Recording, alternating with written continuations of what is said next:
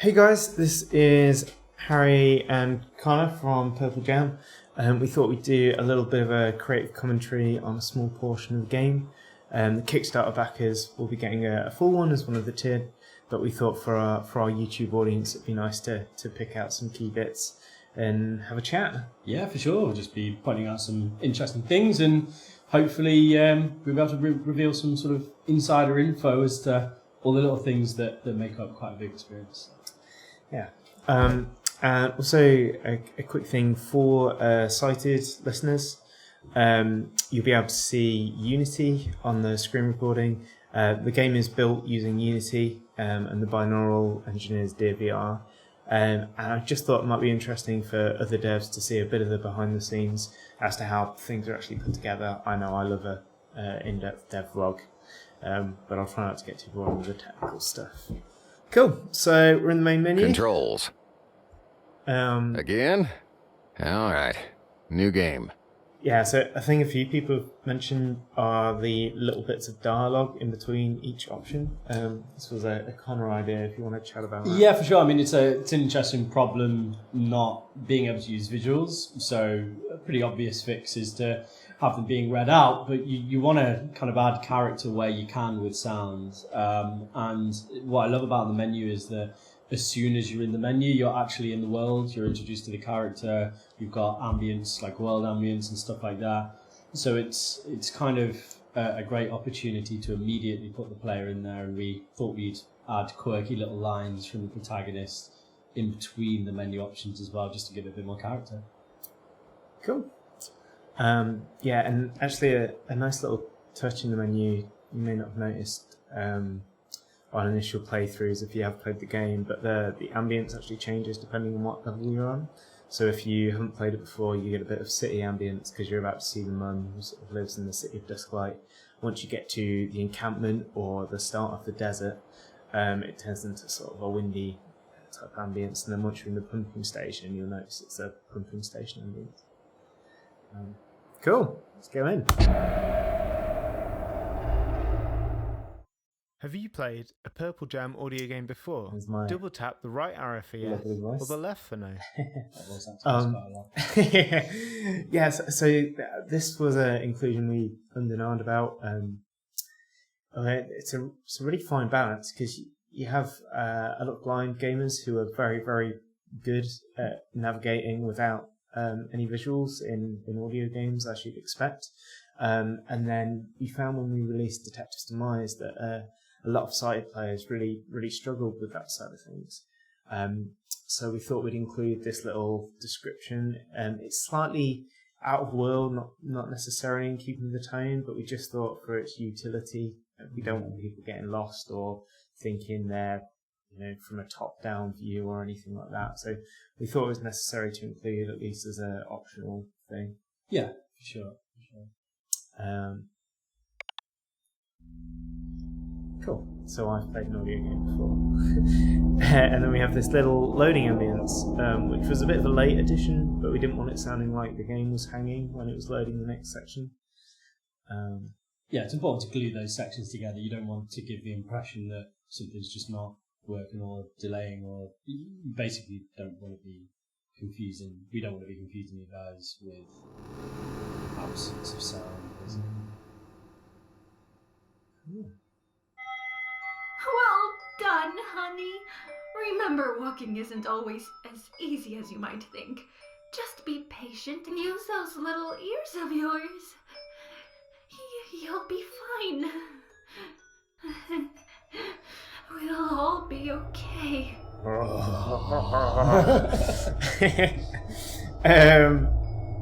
Alright, so we should talk about the mum there, because she's got a lot of attention. Yeah, for sure, and tension as well. Yeah, she was I don't want to give too much away about like the world and the character and the story, plot and how it'll unfold over time. But there's a reason for everybody's sort of character constructions in the way that they are.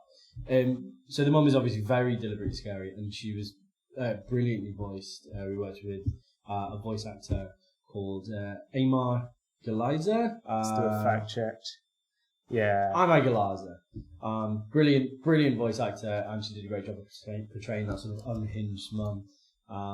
So yeah, I mean, we love working with kind of quirky voice actors, and obviously we hope that the impression that you gained is that we're making a dark but eccentric world, and as part of that kind of fear and the silliness, and and all these characters contribute to it, but there is a reason that she is the way that she is, and it will all sort of become clear, hopefully, in the future. Connor Harrison, narrative director.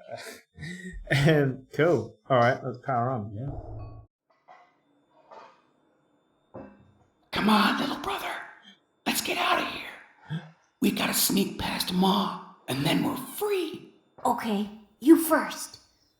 All right, just gotta stay low and move slowly. You wait here.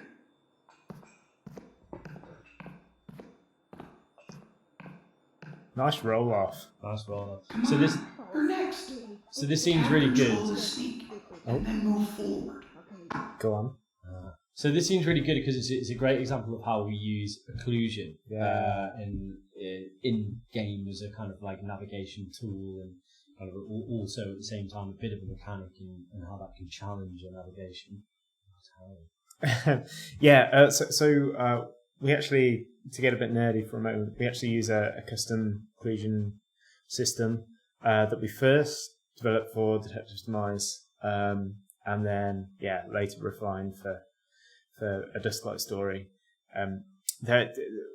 We've sort of run the gamut of various binauralizers in the past. So we've used Steam Audio, we've used Resonance Audio, we've used the Oculus one, not necessarily in releases, but we've tried them all out, sort of thing. And they all have their own version of occlusion, or at least the majority of them do. But we really wanted more control than that, and we didn't want to be dependent on sort of any of the system necessarily for our output. And also as a programming exercise, it's quite good fun. We use call it ray tracing, but essentially rays, and they fire out from the character sort of once every 10 milliseconds, I think it is. In fact, no, once every 100 milliseconds, and see if between the player and the audio source there are any walls, and then if there are, it gets the information off that game object within Unity. And on that game object is a little script where you can fill in sort of what occlusion in terms of volume is happening. So there might be -10 decibels, -20, or what reduction in frequency should happen. So it might be, say, 5,000 or 10,000 or even 15,000. And that applies a low pass to the entire frequency spectrum, which, if you're not an audio nerd, essentially is what creates this sort of muffled effect. And that's what occlusion is. And as you're about to hear as we walk past the wall, that's what you're hearing. Crouch and move slow. If my brother can do it, so can I. Alright, tap control. Now this sort of tonal ambience-y thing is Condor's work. Yeah, it's important to have those. So yeah, it's a really important balance between diegetic and non-diegetic sounds. Diegetic sounds are the sounds that you hear kind of in world, so that would be your footsteps, that would be doors opening. In a film sense, it's the sounds that you can hear, in the frame, in the scene that you're seeing. But if it's like a distant siren, that's technically non-diegetic because it's not in the scene. In this sense, all these little kind of musical and sort of tonal, textual signifiers, they're all really important to help kind of guide the player, denote different states. So this is obviously stealth. We have music for combat, but there are things like the pew for conversations when you're going in and out. Sound, essentially, yeah. And that balance is really important to strike because, again, we spoke at the beginning of this, we want to give challenge, but we don't want to make it too hard. We don't want to make it unfair, but we don't want to make it too easy. All of the sounds have to match up in some sort of way. So there's that overall kind of dark tone that you can have in sounds that aren't really in world and also kind of in front of you as a player as well. So it's a good balance there. Good balance. Cool. Move to me, and then we can get out of here. Come on, brother. Tick. Alright, so the mum is no longer included. Yes! We did it, little brother! Great success. Free at last! We'll never let anyone hold us down. Ever.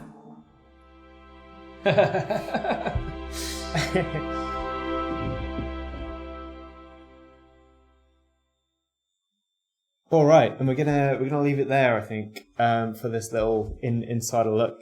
We might do a couple more of these if you guys enjoyed them. It's good fun for us talking shop, but there's no point if you're not particularly interested. So do let us know. Like, comment, subscribe, and yeah, we hope you enjoy the game. Thanks so much for your support, and see you in the next video. Yeah, for sure. Thanks very much, guys.